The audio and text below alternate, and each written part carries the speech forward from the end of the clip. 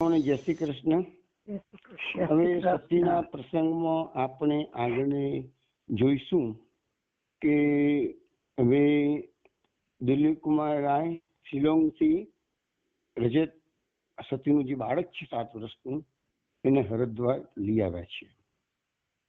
હવે હરિદ્વારમાં આવ્યા પછી રજત સતીની સાથે જ રહેતો હતો. સ્વાભાવિક છે, છોકરું માની સાથે રહે. સતીએ પછી હવે દિવાનખંડમાં સુવા બેસવાનું રાખ્યું છે અને દિલીપ કુમાર તો જીવ હોલમાં રહેતા હતા જે રૂમમાં, ત્યાં જ રહે છે. રજતે બધાનું મન હરી લીધું છે. દિલીપ કુમાર રાય લખે છે કે મને બાળકો બહુ ગમે છે, એટલે રજત તો અમે કોઈનું પણ મન હરી લે એવો દેખાવે સુંદર અને સ્વભાવે તો એથી પણ વધુ સુંદર છોકરો છે. આનંદગીરીના આશ્રમના પવિત્ર વાતાવરણમાં આવ્યા પછી રજતનો વિકાસ ઝડપથી થઈ રહ્યો છે. સવાર સાંજ એ છોકરો ભજનમાં હાજર રહે છે. એનો કંઠસ્વર પણ ઘણો સારો છે. દિલીપ કુમાર રાય કહે કે એને તાલીમની જરૂર છે, એટલે મેં એના હાથમાં હમણાં લીધો છે. અને થોડા વખતમાં તો દિલીપ કુમારને ખબર પડી ગઈ કે આ છોકરામાં નૈસર્ગિક જ્ઞાન શક્તિ છે અને આ શક્તિ તો સારી છે જ. સંસ્કૃતના શ્લોકો એને બધા ફટાફટ યાદ રહી જાય છે. થોડા વખતમાં તો એ શંકરાચાર્યના સ્તોત્રો પણ ગાતો થઈ ગયો અને રોજે રોજ એનો વિકાસ દિલીપ કુમાર પ્રત્યક્ષ જોઈ શકે છે. રજતના આવ્યા પછી સમયને જાણે પાકો આવી ગઈ. ક્યાં પસાર થયો કોઈને ખબર પડી નહીં. દાદા મામા બાબુ લખે છે કે હરિદ્વાર હું આવ્યો તો સતીને મૂકવા માટે આવ્યો હતો. સાથે સાથે આનંદગીરીના દર્શન કરવાની ઘણા વખતથી મારી ઈચ્છા હતી. આનંદગીરીના દર્શનથી મને અતિ આનંદ થયો. એ મહાન સંત, મહાન યોગી, મહાન ભજનિક પણ ખરા. એમના આશીર્વાદથી લાભ થશે એ વિશે મને શંકા નહોતી. રજતના આવ્યા પછી તો વાતાવરણ એકદમ આનંદદાયક બની ગયું, એટલે મારો વખત બહુ આનંદમાં જતો રહ્યો. આનંદગીરીના આશ્રમમાં નિત્યક્રમ તો હતો જ, પણ આનંદગીરી નિયમને જડતાથી વળગી રહેનારા સંત નહોતા. તેઓ કહેતા કે જ્યારે તમારું દિલ ચાહે અને જ્યાં દિલ ચાહે ત્યાં પ્રભુ ભજન અવશ્ય કરો. પણ એક વાત પર તેઓ ખૂબ ભાર આપતા કે પ્રભુનું નામ એવું પ્રિય થઈ જવું જોઈએ કે એની આગળ ઊંઘ પણ અપ્રિય થઈ જાય. આમ યોગીજી ધ્યેય ચિંતતા રસ્તો નક્કી કરવાનું સૌની મરજી પર છોડતા. એટલે કે ભગવાનની પ્રાપ્તિ એ જ વૈષ્ણવોનું ધ્યેય હોવું જોઈએ, ભક્તોનું ધ્યેય હોવું જોઈએ. પરંતુ પ્રભુ પ્રાપ્તિના અનેક માર્ગો છે. પછી ભજનનો માર્ગ અપનાવો, સેવાનો અપનાવો, સત્સંગનો અપનાવો કે બધો મિશ્ર અપનાવો, એ વ્યક્તિ પર છોડી દીધું છે. પહેલે દિવસે જોયું કે રોજ સવારે નિયમિત 1 કલાક હરદયાલ અને પ્રભુદયાલની સાથે લઈને યોગીજી ધ્યાનમાં બેસતા. દિલીપ કુમાર લખે છે કે શિલોંગથી હું પાછો આવ્યો પછી અમે પણ નક્કી કર્યું કે અમારે પણ એ સમૂહ ધ્યાનમાં ભાગ લેવો. એ સમૂહ ધ્યાન એ અમારો નિત્યક્રમ થઈ ગયો. પછી સમૂહ ધ્યાન પછી સ્વામીજી ગીતા, ઉપનિષદ, ભાગવત, મહાભારત વગેરે પર પ્રવચનો કરતા. સ્વામીજીના પ્રવચનો સાંભળવા એ અમારો બીજો નિત્યક્રમ હતો. પછી સતીના મંદિરમાં અમે નિયમિત ભજન કરવાનું ચાલુ કર્યું. સ્વામીજી પણ એ ભજનમાં હાજરી આપતા. ખંડમાં સ્વામીજીના પગલા પડતા જ આખી હવા જાણે ભક્તિ અને પવિત્રતાથી ભરાઈ જતી હોય એવું અમે અનુભવતા. રોજ સવારે ગંગા સ્નાન કરવું એ પણ એ બધાનો નિત્ય નિયમ હતો. ગંગાજીનું બરફ જેવું ઠંડુ બિલોરી કાચ જેવું જળ અમારો રોમે રોમને જાણે સુખ કટાવીની પેટે વિધી દેતું. ચારે બાજુ ઊંઝા તોડાઈ રહેલા પહાડો જાણે અમારા મસ્તક પર આશીર્વાદની વર્ષા રેલાવતા. આવી કલ્પના છે મામા બાપુની. ગંગા તો આનંદ અને પાવિત્રનું પ્રગટ રૂપ છે. ગંગા સ્નાનથી માણસના વાસના અને પાપના સંસ્કારો ધોવાતા જાય છે. માણસનો રોજ ગંગા સ્નાનથી નવો જન્મ થાય છે એવો ઘણાઓનો અનુભવ છે. પરંતુ દુઃખની વાત છે કે ઈશ્વર પ્રેમથી ભરપૂર આવી શ્રદ્ધા આજે ઘણા ઓછા લોકોમાં જોવામાં આવે છે. જ્યાં સુધી સાચી દીનતા ન આવે ત્યાં સુધી આપણામાં ભક્તિનો ઉદય થવો અશક્ય છે. મહાપ્રભુજી પણ વૈષ્ણવ આ જ વાત કરે છે કે વૈષ્ણવતાનું કે ભક્તિનું જે પ્રથમ પગથિયું છે એ દીનતા છે. જો દીનતા ના હોય તો ભક્ત એમ માનતો કે મેં આટલી પ્રગતિ કરી છે તો બધી દુર્ધાની છે. દીનતા તો પાયામાં છે. પછી તે વાત આગળ ચલાવી છે. ગંગાના પ્રવાહની સાથે અમે ગાતા નાચતા આનંદ માનતા. રજતના આવ્યા પછી તો એવું વાતાવરણ ભક્તિમય બની ગયું કે અમને માનવામાં પણ આવતું નહોતું. રજતમાં એવું કંઈક હતું કે જેને જાદુ કહેવાનું મન થાય. અમને આનંદગીરીના શબ્દો યાદ આવવા લાગ્યા. આનંદગીરી બોલતા રજતને જોઈને કે તો જન્મ સિદ્ધ યોગી છે. આ વિશે એકવાર આનંદગીરીએ મને કહેલા શબ્દો યાદ આવે છે. તેમને કહેલું, ભગવાનની લીલાનો કોઈ પાર પામી શકતું નથી. રજત અને સતીનો દાખલો લઈ લો. સતી તો જન્મ બ્રહ્મચારીની છોકરી છે, સ્વભાવ વૈરાગની છે. મામા બાબુ સતીને બાળપણથી જ ઓળખે છે. પતિનું ઘર મળવા માટે એ સતી જન્મેલી નથી. સ્વધર્મે એ પૂજારીની છે, એ ગૃહિણી નથી. તો પણ કેવકું એવું ઉપસ્થિત થયું કે સતીને ન છૂટકે પરણવું પડ્યું. એને જિંદગીના કેટલાક વર્ષ પત્ની સાથે રહેવું પડ્યું. એક બાળકની માતા પણ થઈ. કોઈ પણ યોગી એને જોતા વેત જ ઓળખી શકે કે આ છોકરી જન્મ યોગીની છે. સંસાર એના માટે સ્વધર્મ નથી, વિધર્મ છે. એવી છોકરીને સંસારમાં પડવું પડ્યું. શા માટે? વિચારવા જેવી વાત છે. એનું પરિણામ જુઓ. આ વિધર્મના ફળરૂપે આવા અનિત્ય સિદ્ધ બાળકનો જન્મ થયો. આ બધાનો જ્યારે વિચાર કરું છું ત્યારે મને લાગે છે કે જ્ઞાનનું અભિમાન કરવું કેટલું ખોટું છે. આપણા ઉપનિષદોમાં ડગલે ને પગલે અનેક મંત્રો દ્વારા આ વાતનો ઇશારો કરવામાં આવ્યો છે. પરમાત્માનું વર્ણન કરતા ઉપનિષદો કહે છે કે પરમાત્મા સચલ છે છતાં અચલ છે. પરમાત્મા દૂર છે છતાં પાસે છે. પરમાત્મા અંદર છે છતાં બહાર છે. અરે પરમાત્મા તો સૂક્ષ્મમાં સૂક્ષ્મ અને મોટામાં મોટો છે. આવા તો કેટલાય વચનો ટકી શકાય એમ છે. આપણને પ્રશ્ન થાય કે ઉદાર ગુરુનો પેલો સંકુચિત મનનો કેમ? તો ચેલો સંકુચિત કેમ? નાસ્તિક બાપની બેટી ધર્મ શ્રદ્ધાળુ કેવી રીતે હોઈ શકે? દૈત્ય કુળમાં પ્રહલાદનો જન્મ કેવી રીતે થયો? આ બધા કોયડાઓનો ખુલાસો આપણને ઈશ્વરની આ જે યોજના છે એ આપણી સમજમાં આવતી નથી. અરે પાંડવોનું રક્ષણ કરનારા તો સ્વયં શ્રી કૃષ્ણ ભગવાન હતા. કૃષ્ણ તો ભગવાન સ્વયં. છતાં એ પાંડવોના દુઃખનો કોઈ પાર નથી. પાંડવોના માટે શું નથી વીત્યું? ભરી સભામાં દ્રૌપદીની મસ્કરી કરવામાં આવી. રાજપાટ કોઈને વનમાં જવું પડ્યું. વનમાં પણ શાંતિથી રહેવા દેતા નથી પેલા લોકો. છતાં જુઓ, ભગવાન એમનું રક્ષણ કરે છે. ભગવાને પાંડવોને દુઃખમાં નાખ્યા ખરા, પણ એ સર્વનાશની કાળમાંથી પાછા એમની બહાર પણ ખેંચી કાઢ્યા. ધર્મરાજાની પ્રતિષ્ઠા વધારી. આ બધાનો જ્યારે હું વિચાર કરું છું ત્યારે મને લાગે છે કે અભિમાનમાં જ્ઞાનનું અભિમાન એ સૌથી મોટું હાસ્ય પાત્ર અભિમાન છે. ઘણીવાર મામા બાબુ લખે છે, ઘણીવાર સતીને હું ગંગાના કિનારે બેસી આ વિશે ચર્ચા કરતા ત્યારે સતી કહેતી, મામા બાબુ જુઓ ને, હું ક્યાંથી ક્યાં આવી પહોંચી. કહો તો ભગવાને મને કેવા છોકરાની માં બનવાનો લાભ આપ્યો છે. પરંતુ સતીને મનમાં બીક રહ્યા કરતી હતી કે અરુણ ગમે ત્યારે રજતને તેડવા માટે માણસને મોકલશે અને અરુણની સાથે આશ્રમ વિશે જે મામા બાબુએ ચર્ચા કરી હતી તે સતીને કહેવામાં નથી આવી. કારણ કે એનો માનો જીવ જાણી ગયો હતો કે રજતની ખેંચાખેંચ થયા વિના હવે નહીં રહે. સૌથી મોટી બીક તો સતીને હતી કે રજતને લીધે એને કોઈ વાર શિલોંગ તો જવું પડશે.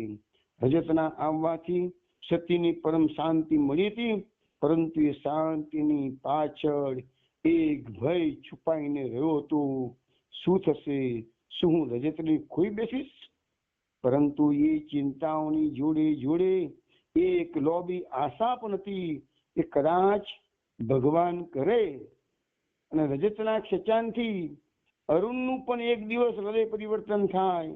એક દિવસ અરુણ અહીંયા આશ્રમમાં આવી અને આનંદગીરીનો ગુરુ તરીકે સ્વીકાર કરે. આવી ઊંડે ઊંડે ઊંડે સત્યની આશા હતી. એક બાજુ હતું કે રજતને ખેંચી જશે, રજતના ક્યારેક મારે શિલોંગ જવું પડશે. બીજી બાજુ એના મનમાં ઊંડે ઊંડે થતું હતું કે ક્યાંક ભગવાન કરે ને ચમત્કાર થઈ જાય તો અરુણ પણ બધું છોડી ને કાયમ માટે આનંદગીરીના આશ્રમમાં રહેવા આવી જાય. કોઈ વાર અરુણનો કાગળ આવતો, પણ એ વાંચી એનો સતીનો વિશ્વાસ ઉઠી જતો, કારણ કે અરુણ કેવળ કાગળમાં માત્ર રજતના સમાચાર પૂછતો અને લખતો કે આવતા વર્ષેથી રજતને સારી સ્કૂલમાં દાખલ કરી દેવાનો છે, રજત વિના ઘર સૂનું સૂનું લાગે છે. આવી બધી સાંસારિક વાતોથી કાગળ લખાયેલો રહેતો હતો, પણ કોઈ પણ કાગળમાં અરુણ આનંદગીરી વિશે કે આશ્રમના જીવન વિશે એક અક્ષર પણ લખતો નહીં કે પૂછતો નહીં. કોઈ વાર લખતો કે જો ઉઘડતી સ્કૂલે સતી રજતને લઈને થોડા દિવસ શિલોંગ આવી જાય તો બધી બાજુથી સારું દેખાશે. છોકરાને સ્કૂલમાં દાખલ કરતી વખતે જો એની પાસે ના હોય તો લોકોના મોં પર તાળું દેવાઈ જાય, કોઈને પછી કોઈ ટીકા કરવાનું કારણ રહે નહીં, વગેરે વગેરે અરુણ પત્રમાં લખતો. સતીને આ બધું વાંચીને બહુ દુઃખ થતું, પરંતુ દુઃખ કરતા એનો ઉદ્વેગ વધી જતો. તેથી હું મામા બાપુ શું કરવા બીનું? આવા સદગુરુ મળ્યા પછી મારે શા માટે ડરવાનું? મન જો ધીરું પડશે તો બચાવનારા એ સદગુરુ બેઠા છે. ગુરુદેવે તે દિવસે કેવું સરસ સમજાવ્યું હતું કે ભગવાનની લીલાનો પાર પામવો અઘરો છે અને છેલ્લે ભક્તને તો ભગવાન બચાવે જ છે. અરે તે તમે નાવમાં મુસાફરી કરતા હોય, નાવડી હાલમ ડોલમ પણ એ જ કરે છે અને ઊંધી વળી નહીં જાય એનું ધ્યાન પણ ભગવાન જ રાખે છે. પણ ભક્તની આ જીવન નૌકા ભગવાન ક્યારેય ડૂબવા દેતા નથી. રજતના આવ્યા પછી આનંદગીરીનું આશ્રમ જીવન વધારે સ્નિગ્ધ અને સુષ્મામય બની ગયું. બધા રજત પણ મુગ્ધ હતા. રહેમત તો વળી આખો દિવસ એની પાછળ ફરતો. એને રોજ ખભા પર બેસાડીને ગંગા પર સ્નાન કરવા લઈ જતો, મટરમાં ક્યાંક ફરવા લઈ જતો. આનંદગીરી પણ રજતની સાથે ખેલતા અને એની ભાગવત મહાભારત પુરાણોની વાતો કહેતા. રજત કાન માડીને ધ્યાનથી સાંભળી રહેતો. એક દિવસ આનંદગીરીએ રજતને ધ્રુવની કથા કહી. અપરમાં એ મહેનું માર્યું કે રાજાના ખોડામાં બેસવું હોય તો મારે ખોડે જન્મ લેવું પડશે.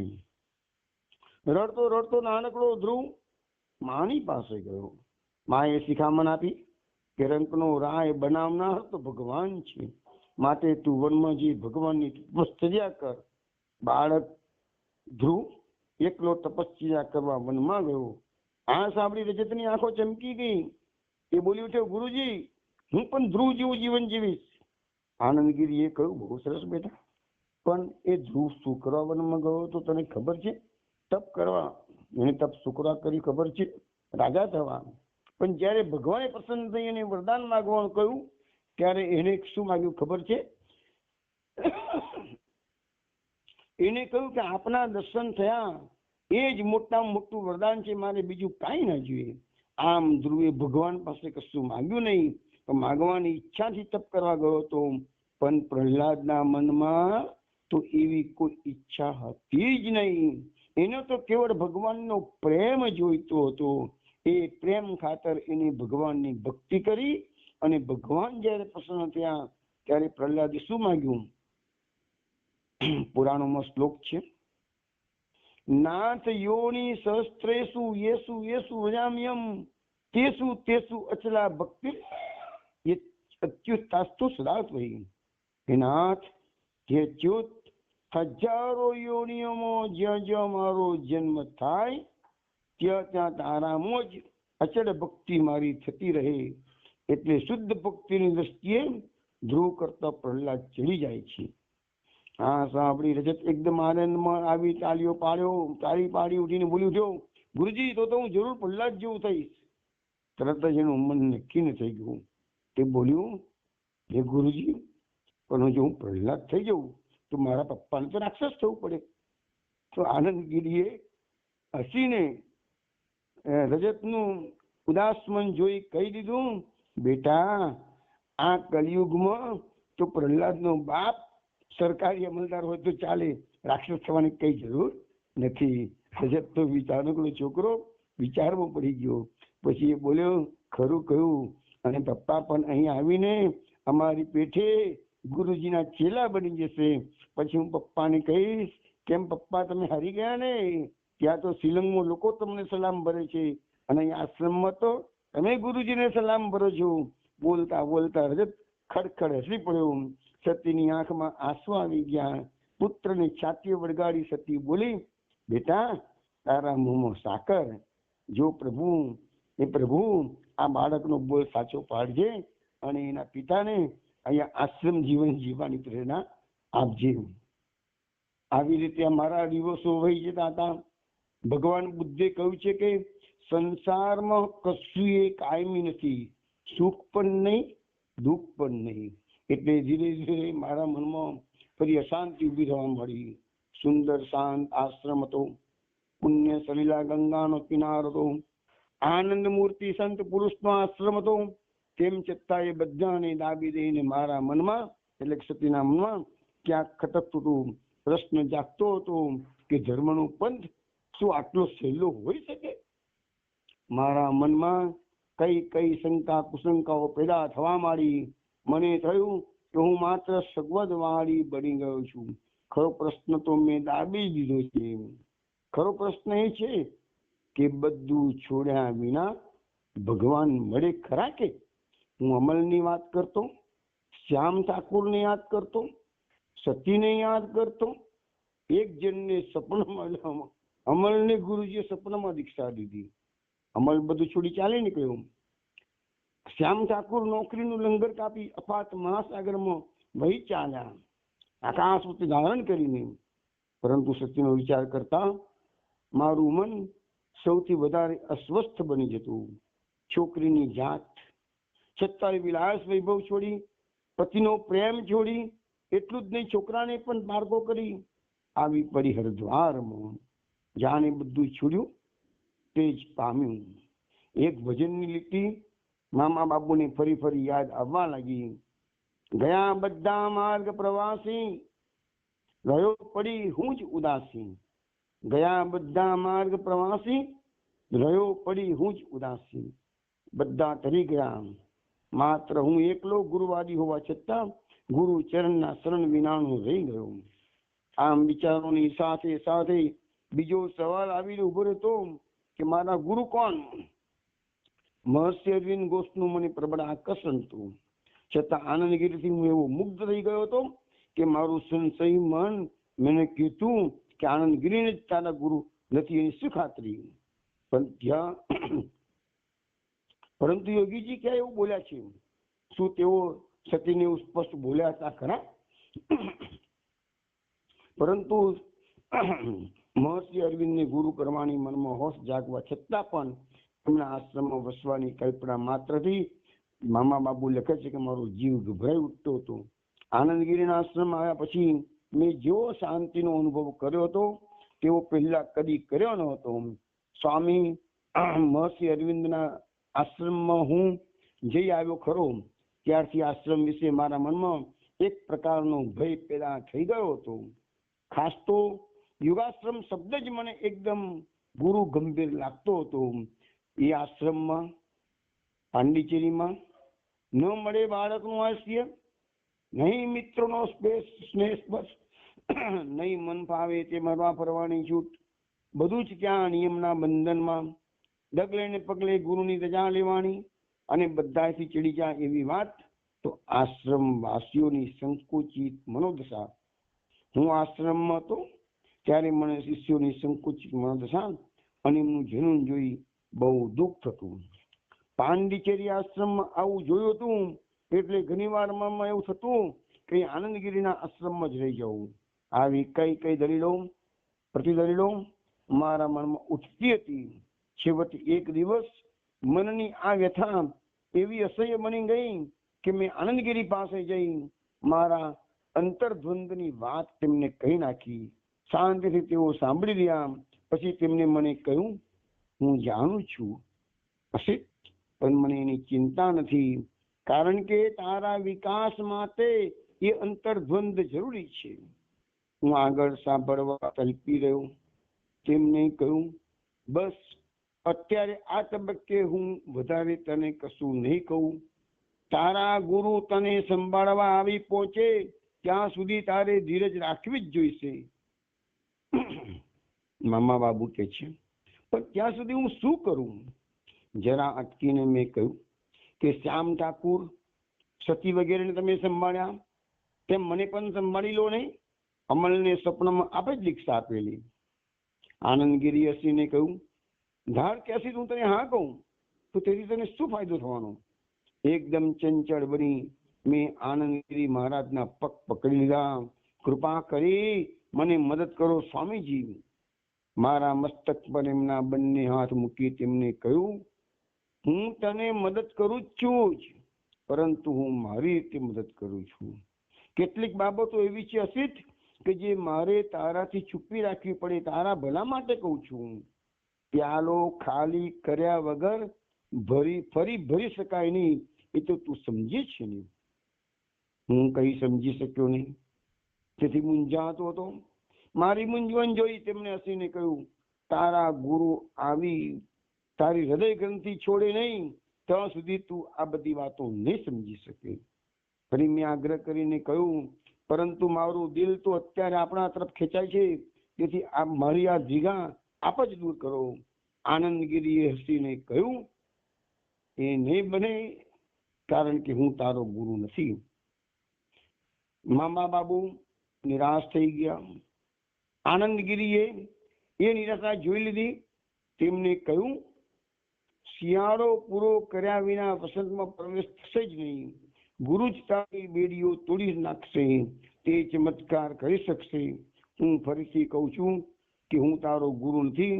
ગુરુનું અવતરણ થાય છે જ્યારે ગુરુ ઉત્તિષ્ઠ જાગ્રત પ્રાપ્ય વરાણ નિબોધત નો ઘંટનાદ સંભળાવશે ત્યારે અસિત તને આ બધું સમજાશે.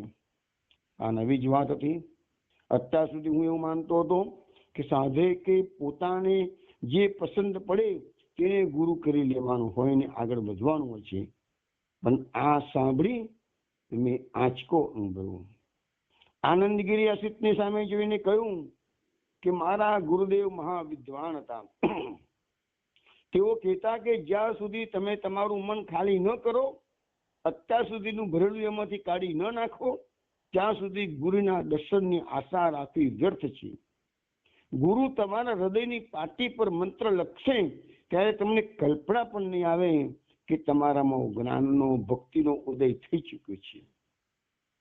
મેં કહ્યું, સ્વામીજી મારી પાટી સાપ નથી, એવો જો આપનો કહેવાનો ભાવ હોય તો હું એ વાતનો સ્વીકાર કરું છું. હું ગુરુ કૃપા માટે લાયક તો નથી, એ હું જાણું છું. મેં જ્યારે મહર્ષિ અરવિંદને પાંડિચેરીમાં દર્શન કર્યા ત્યારે લોહ ચુંબકથી લોઢું ખેંચાય એમ હું તેમના તરફ ખેંચાયો હતો. લોઢું તો ખેંચાયું, પણ ખેંચનાર ચુંબકનું વળી શું? આનંદગીરીએ ખભો સાંભળીને કહ્યું, ગુરુવાદમાં આવો પ્રશ્ન ઉભો થઈ શકે નહીં, કારણ કે ગુરુ શિષ્યનું આકર્ષણ પરસ્પર હોવું જોઈએ. છતાં મને લાગે છે તે હું કહું છું, આ મહર્ષિ અરવિંદ જ તારા ગુરુ છે, પણ હજી તારે થોડી રાહ જોવાની છે. અમુક કક્ષાએ તારો વિકાસ થતા જ જે જોવાનું છે તારી માટે નિર્માણ છે તને દેખાવાનું છે. ખરેખર તું શું જોશે એ હું કહેવા માંગતો નથી, કારણ કે આજે હું એ કહી દઉં એનાથી તારી પ્રગતિ રૂંધાશે. સત્ય કોઈના કહેવાથી જાણવાનું હોતું નથી, પણ સત્યમય બનીને જે જાણવાનું છે, બસ તણકાની પેથે અગ્નિનો ભાગ બનીને જવાનું છે. પછી મારા મનમાં કદી તો પ્રશ્ન એકવાર મેં પૂછી કાઢ્યો કે સ્વામીજી, ખરેખર સાધક અને ઈષ્ટદેવની વચ્ચે શું ગુરુ આવશ્યક છે? આનંદગીરીએ ગંભીરતાથી કહ્યું, આ ઘણો મોટો પ્રશ્ન છે. એનો કોઈ એક ચોખ્ખો ચટ જવાબ આપી શકાય તેમ નથી. પણ ટૂંકમાં કહીએ તો સાધકો 3 પ્રકારના હોય છે. કેટલાક સાધકો અમલ જેવા હોય છે કે જેને સપનામાં દીક્ષા આપી પડદા પાછળથી માર્ગદર્શન ગુરુ આપે છે. પ્રત્યક્ષ દર્શન નથી આપતા, સ્વપ્નમાં આપે છે. કેટલાક સાધકો એવા હોય છે. કેટલાક સાધકો સત્ય અને શ્યામ ઠાકુર જેવા હોય છે કે એમનો સમય પાકે છે ત્યારે ગુરુ સામેથી આવી પહોંચે છે. અને ત્રીજા કેટલાક સાધકો શ્રી રામકૃષ્ણ પરમહંસ અને શ્રી રમણ મહર્ષિ જેવા હોય છે કે જેમની પાસે પ્રભુ પોતે જ પ્રગટ થઈ જાય છે.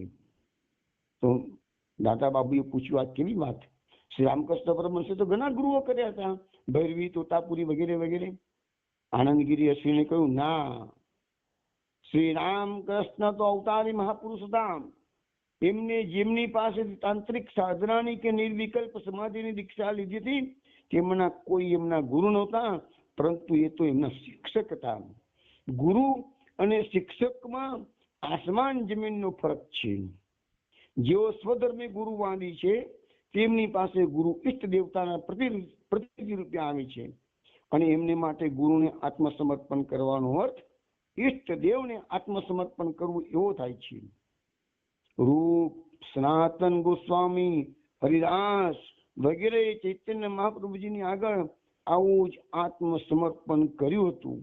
તોતાપુરીનું કે ભૈરવી બ્રાહ્મણીનું શ્રી રામકૃષ્ણ દેવે આવી રીતે ગુરુપદે વરણ કર્યું નહોતું. શ્રી કૃષ્ણ ભગવાન સાંદીપની મુનિને ઘેર તેમના શિષ્ય બનીને ભણવા રહ્યા, તે જેમ લોક શિક્ષાર્થ હતું તેમ શ્રી રામકૃષ્ણ દેવે પણ લોક શિક્ષાર્થ ભૈરવી અને તોતાપુરીની પાસેથી શિક્ષણ લીધું હતું. શ્રી કૃષ્ણનું એ ગૂઢ રહસ્ય તેમનો ભક્ત પરમ ભક્ત સુદામા જાણી ગયો હતો અને રમણ મહર્ષિને તો ગુરુની જરૂર જ પડી નહોતી, કારણ કે રમણ મહર્ષિ પોતે સ્વભાવે સ્વરાટ પુરુષ એટલે સ્વતંત્ર પંથી આત્મારામ હતા. આવા મહાપુરુષો પોતાનો માર્ગ પોતાની પોતે જ કંડારી લે છે. એટલે એમની આંતર જ્યોતના નિર્દેશ પ્રમાણે તેઓ પ્રેમના જોરે ભગવાનને પોતાનો સારથી પણ બનાવી શકે છે. પરંતુ સામાન્ય સાધકને માટે ગુરુ વિના ગતિ નથી. પરંતુ એમના એ ગુરુ સમય પૂરો પાકે ત્યારે જ પ્રગટ થાય છે. શ્યામ ઠાકુરની બાબતમાં બન્યું હતું કેમ? હું એટલું જોઈ શકું છું કે તું પણ એ લોકોના જેવો જ સ્વભાવ વૈરાગ્ય અને ગુરુવાદી છે.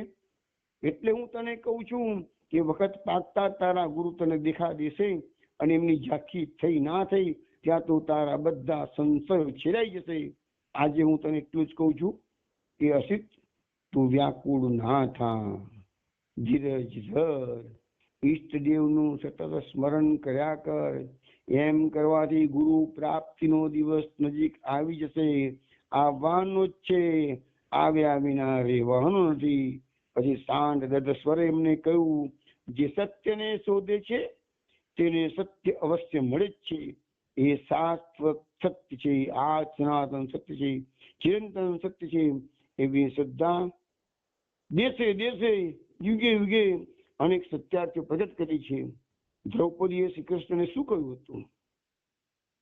દ્રૌપદીએ કહ્યું હતું, પ્રતિજ્ઞા તવ ગોવિંદ નવે ભક્ત પ્રણસતિ ઇતિ સંસ્મૃત્ય પ્રાણાન સંદાર્યામ્યહમ. આ શ્લોક શ્રીમદ ભાગવતનો જ છે. આમાં એવું હતું કે દ્રૌપદી જયારે વનવાસના કષ્ટો ભોગવી રહી હતી અને દુર્વાસા 10,000 શિષ્યો સાથે દ્રૌપદીના મહેમાન બન્યા હતા, આતિથ્ય માણવા ગયા હતા અને ભોજનની માગણી કરી છે. અક્ષય પાત્રમાંથી દ્રૌપદીએ જમી લીધું છે. અક્ષય પાત્રમાંથી કશું નીકળી શકે એવું છે નહીં. આ લોકો પાસે રાજનો વૈભવ નથી કે 10,000 બ્રાહ્મણોને ફટાફટ જમાડી શકે. એ વખતે દ્રૌપદી ભગવાનને યાદ કરતા શ્લોક બોલે છે, પ્રતિજ્ઞા તવ ગોવિંદ નમે ભક્ત પ્રણસતિ ઇતિ સંસ્મૃત્ય પ્રાણાન સંદાર્યામ્યહમ. હે ગોવિંદ, તમે પ્રતિજ્ઞા કરી છે કે નમે ભક્ત પ્રણસતી, મારો ભક્ત કદાપી નાશ પામતો નથી, તો આ વસ્તુને અમે આ તમારી પ્રતિજ્ઞાને યાદ કરી ને આ કષ્ટના પ્રસંગોમાં અમે અમારા પ્રાણ ટકાવી રહ્યા છીએ. વિચાર કરો, ભક્ત અને ભગવાનનો સંબંધ કેવો છે કે ભક્ત ભગવાનને એની પ્રતિજ્ઞા યાદ કરાવે છે. તમે કહ્યું છે પ્રભુ નમે ભક્ત પ્રણસતી, વિચારી નાખજો, તમે જ આ વસ્તુ કહી છે, હવે તમે તમારું વચન ને પાળો.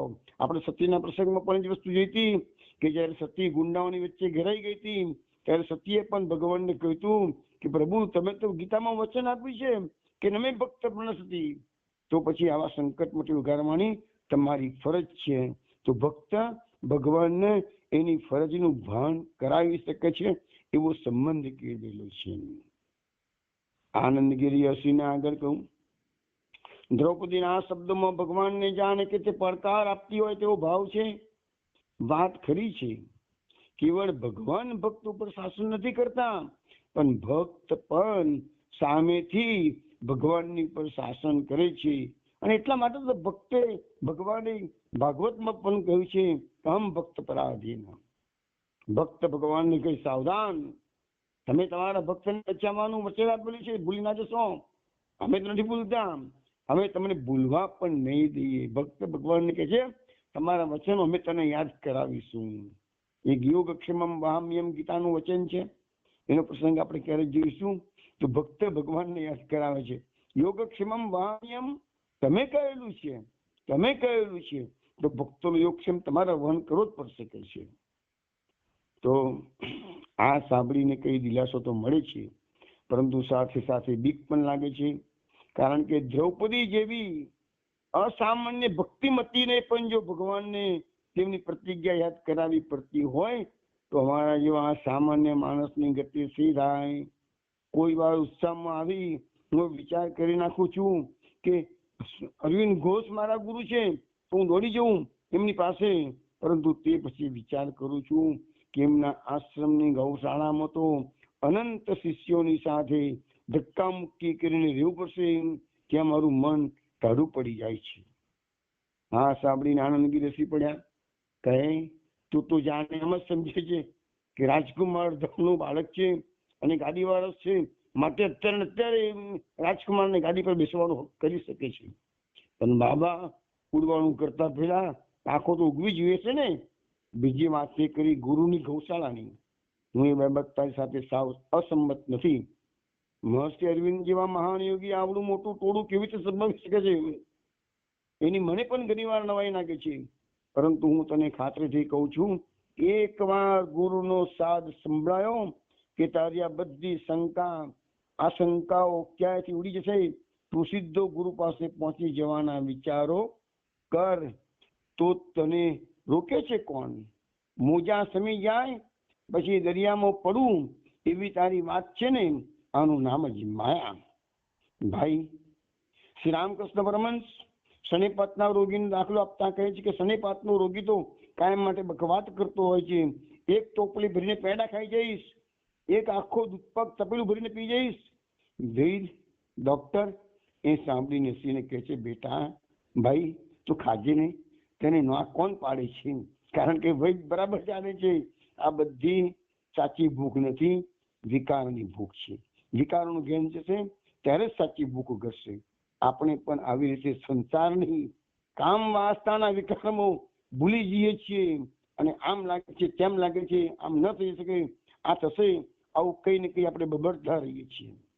પરંતુ આપણા અંતરાત્માને શું જોઈએ છે તેની તો તેને ખબર પડે છે, જ્યારે આસક્તિની વિકાર દૂર થાય ત્યારે જ ખબર પડે છે.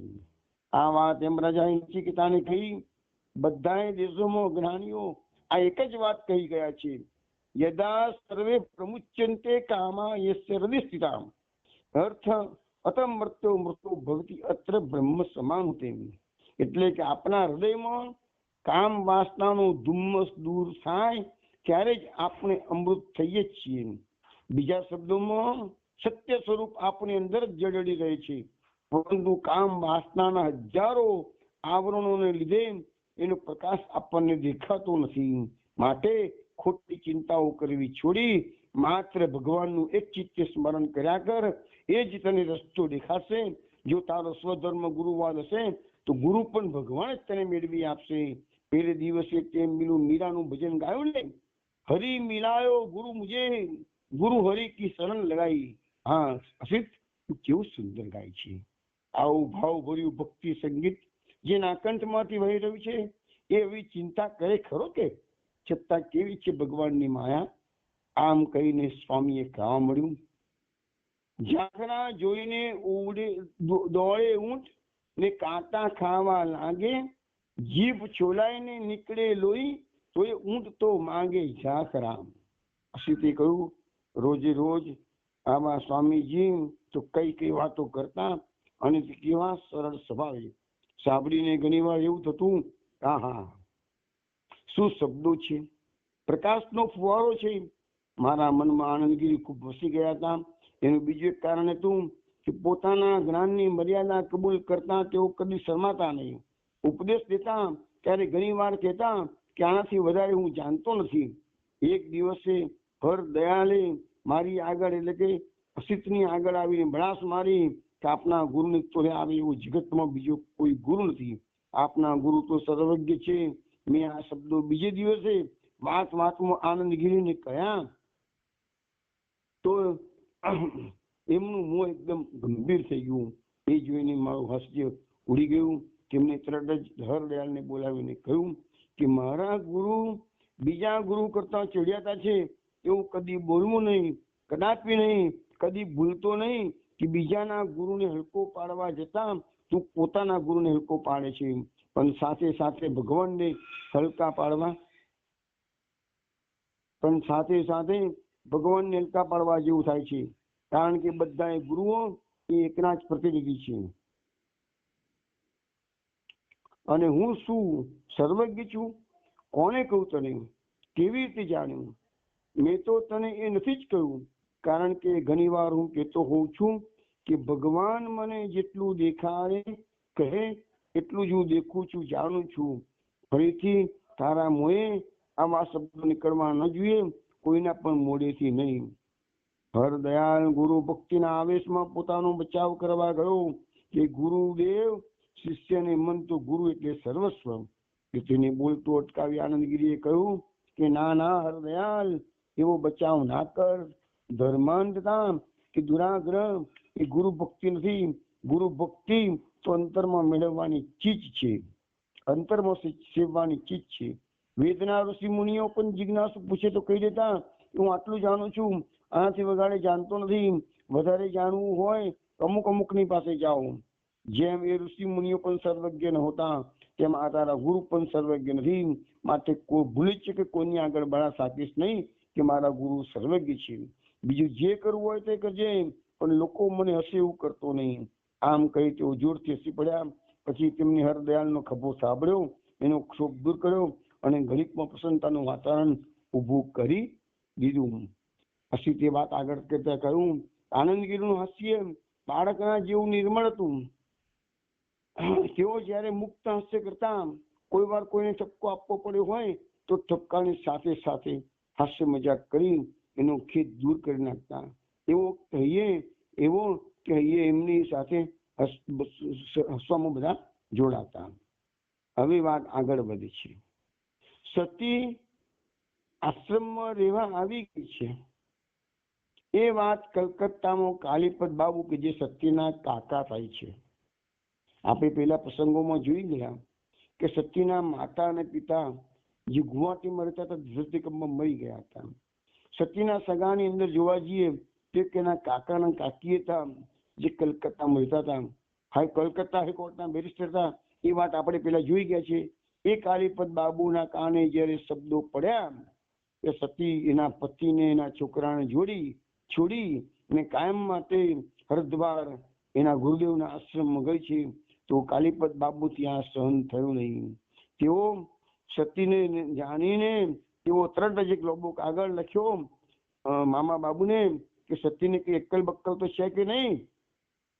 તો એમાં લખ્યું તો અક્કલ એટલે શું ખબર છે? કાલીપદ બાબુ જેને અક્કલ સમજતા હતા તેમણે લખ્યું કે પરલોકના કલ્યાણની ચિંતા કરતા પહેલા સત્યે આ પૃથ્વી ઉપરની પોતાના કુટુંબ પ્રત્યેની ફરજોનું પાલન કરવાની જરૂર છે. આના જવાબમાં મામા બાબુએ એમને લખી નાખ્યું કે સતીની ફરજો સતી જાણે, હું એમાં માથું મારી શકું નહીં. છેલ્લે મામા બાબુએ લખ્યું કે ભારતમાં તો સંન્યાસીઓનો આદર્શ એ જ ઊંચામાં ઊંચો આદર્શ ગણાવ છે અને તમામ દુન્યવી સુખ ઐશ્વર્ય કરતા ઈશ્વરની ભક્તિને જે ચઢિયાતી માનવામાં આવી છે. આથી તો આપણા સમાજમાં સાધુ સંતોનું આટલું બધું માન છે. હવે અસિત બાબુ પાસે આનો કોઈ જવાબ આવ્યો નહીં, પરંતુ થોડા થયા પછી કાલીપદ બાબુનો એક તાર અસિતને મળ્યો કે થોડા દિવસમાં હું હરિદ્વાર આવું છું, મને તમારા આશ્રમમાં રહેવાની રજા મળે તો સારું. મેં આનંદગીરીને આ વાત કરી. તેમને જવાબમાં તાર કરાવ્યો કે ભલે પધારો, તમારું સ્વાગત છે. અને એક દિવસ કાલીપદ બાબુ હરિદ્વારના આશ્રમમાં આવી પહોંચ્યા. રોજ કાલીપદ બાબુ સતીને એમનું ભાષણ સંભળાવતા. ભાષણમાં પત્ની તરીકેનો ધર્મ, માતા તરીકેનો ધર્મ, સમાજના એક અંગ તરીકે સમાજ પ્રત્યેનો ધર્મ, આમ વિવિધ ધર્મોનું જ્ઞાન કાલીપદ બાબુ આપતા. કાલીપદ બાબુ એટલે એના કાકા થયા. સાથે સાથે યોગ્યોની નિર્બળતા એટલે કે સંસારમાંથી ભાગી જઈને દૂર ખૂણામાં ગુફામાં ભરાઈ બેસે છે એવું બધું, અને યોગ્યોની ખોટી બળાસો એટલે કે સતી જેવા ભોળા પંખીડા એમાં ફસી જાય છે, એ બધી વાતો એને ખૂબ ભરી આ બધી વાતો કરવામાં આવી. સતીની સહનશીલતાની જબરી કસોટી થઈ રહી હતી. અમારી સાથે પણ બેરિસ્ટર સાહેબ મધરાત લગી ચર્ચાઓ કરતા.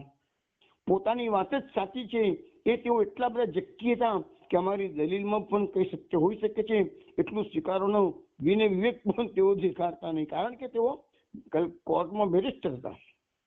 તેમની વાત સાથે જે સંમત ન થાય તે બધાની બુદ્ધિ વિશે એમનો ખૂબ હલકો અભિપ્રાય હતો. આથી તેમની સાથે ચર્ચાઓ કરી અમે સૌ થાકી ગયા. એવામાં આનંદગીરી અમારી સહાય આવ્યા. આનંદગીરીએ શું કર્યું?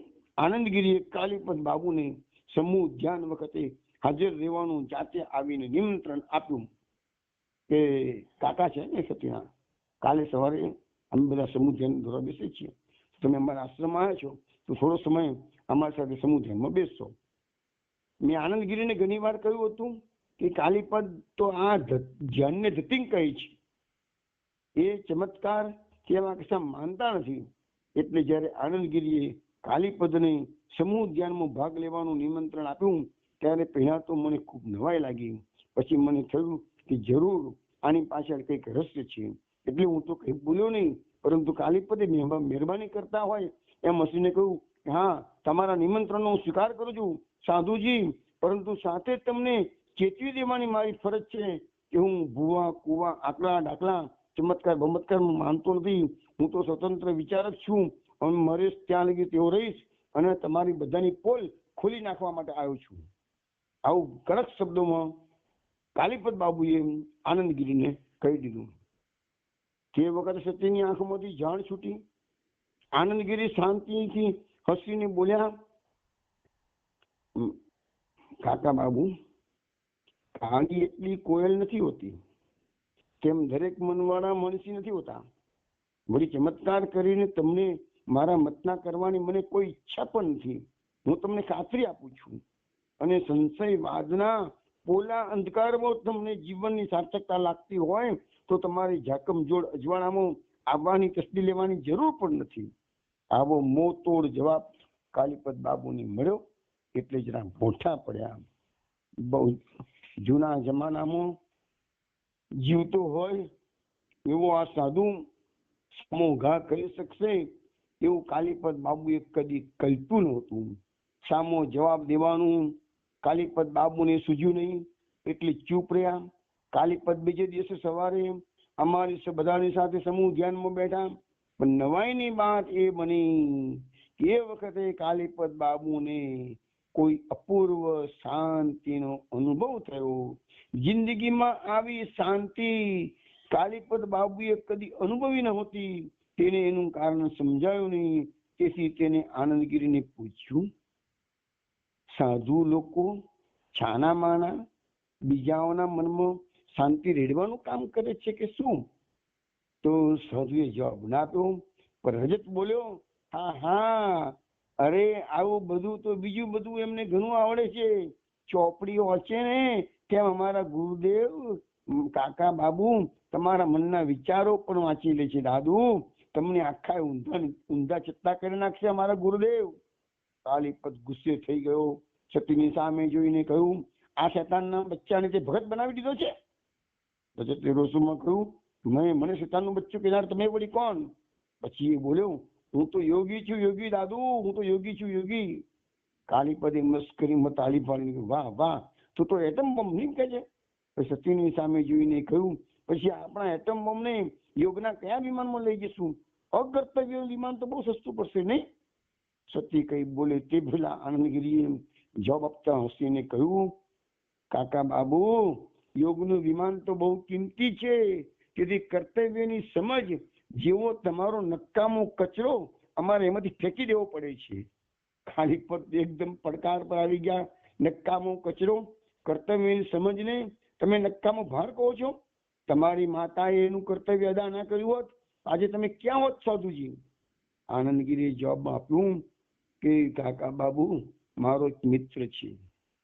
એની માતા એને જન્મ આપીને તરત જ મરણ પામી અને એના પિતાશ્રી એને 2 વર્ષનું મૂકીને મરી ગયા. એ છોકરો મા બાપ વગરનો થઈ ગયો. ત્યારે એક ભટકતા સાધુએ એ છોકરાને ઉછીરીને મોટો કર્યો. આજે મહાન યોગી બની ગયો છે. એને પોતાના આશ્રમ છે. આશ્રમમાં 100 શિષ્યો એનો પડો બોલ ઝીલવા તૈયાર છે. બોલો કાલીપદ બાબુ, આજે એની મા બાપ વગર પણ એ છોકરો આટલી પ્રગતિ કરી શકે કે ના કરી શક્યો? કાલીપદ બાબુ કહે છે, હશે, પણ તમે શું સિદ્ધ કરવા માંગો છો? આનંદગીરીએ કહ્યું કે માત્ર એટલું સિદ્ધ કરવા માંગુ છું કે દુનિયામાં કોઈના વગર કોઈ કામ અટકી પડતું નથી, કોઈ અનિવાર્ય નથી. હા, આપણે જ્યારે ત્યારે એવું બોલીએ છીએ કે હું આમ કરું છું ને તેમ કરું છું, હું તો આ બધાનો મૂંગડી છું, સૂત્રધાર છું. પરંતુ યોગી જાણે છે એ કશું કરતો જ નથી, પરંતુ ભગવાન દ્વારા બધું કરવામાં આવે છે. કેવળ ભગવાન એનું સાધન તરીકે ઉપયોગ કરે છે. તમે કહ્યું તેમ મા બાળકનો દાખલો લઈએ. મા બાળકને સંભાળે છે એ તમારી વાત ખરી છે, પરંતુ જે ખરો મુદ્દો છે એ તમે ભૂલી જાઓ છો. ખરી વાત એ છે કે બાળકને સંભાળે છે મા, પણ એ એના કર્તવ્યનું ભાન છે તેથી, પણ તેમ કર્યા વિના તે મા રહી શકતી નથી તેથી, એવી એની નૈસર્ગિક પ્રેરણા છે તેથી પશુ પક્ષીઓની માતાઓ પણ એમના બચ્ચાઓને સંભાળે છે. માટે આપણે બળા શક્ય છીએ. આપણા કર્મમાં આપણે સ્વતંત્ર નથી. ગીતાજી કહે છે કે પ્રકૃતિ આંતિ ભૂતાની, પ્રાણી માત્ર પ્રકૃતિને વશ છે. પ્રકૃતિ પોતાના હેતુ માટે આપણો ઉપયોગ કરે છે. કાલીપદ ચંચળ બની આ બધું સાંભળી રહ્યા હતા. તેમને કહ્યું, તમે બોલવામાં તો સુરા છો સ્વામીજી, પણ તમારે મન વિજ્ઞાની આજે કેવી પ્રગતિ કરી છે તેની કોઈ કિંમત લાગતી નથી. એ પ્રગતિ કોઈ વિજ્ઞાની જે કરી છે દેવોએ નથી કરી આપી. તમે કહો છો તેમ પ્રકૃતિ પણ એ પ્રગતિ નથી કરી આપી. એ તો માનવીની વિચાર શક્તિનો વિજય છે, સૂક્ષ્મ વૈજ્ઞાનિક દ્રષ્ટિનો વિજય છે. એનું નામ જ્ઞાન કહેવાય. આનંદગીરી હસીને કહ્યું, વિજ્ઞાને ઘણું જ્ઞાન આપ્યું છે એની ના નહીં, પણ વિજ્ઞાને દુનિયાને અનુયુદ્ધના આરે વિનાશની ભિખરના આરે લાવીને મૂકી દીધી. એનો તમારાથી ક્યાં ઇનકાર થઈ શકશે? એ જ્ઞાને માનવીની સુખ સાહેબી વધારી છે, ભૌતિક સુખમાં વધારો કર્યો છે, પણ શાંતિ આપી છે ખરી? નિર્ભયતા બક્ષી છે ખરી? અવિશ્વાસ દૂર કર્યો છે ખરી? તમારે કબૂલ કરવું જ પડશે કે ના, વેદોમાં આવી વિદ્યાને અપરા વિદ્યા કહી છે. આવી અપરા વિદ્યાથી શાંતિ ને નિર્ભયતા આવતા નથી. શાંતિ ને નિર્ભયતા, સુખ ને આનંદ તો પરા વિદ્યાથી આવે છે. આનંદમ બ્રહ્મણો વિદ્વાન ન બિભેતી કદાચન. તેમને કહ્યું, આનું નામ અજ્ઞાન, નથી જાણતા માટે નહીં માનવું. આ એમની દલીલ.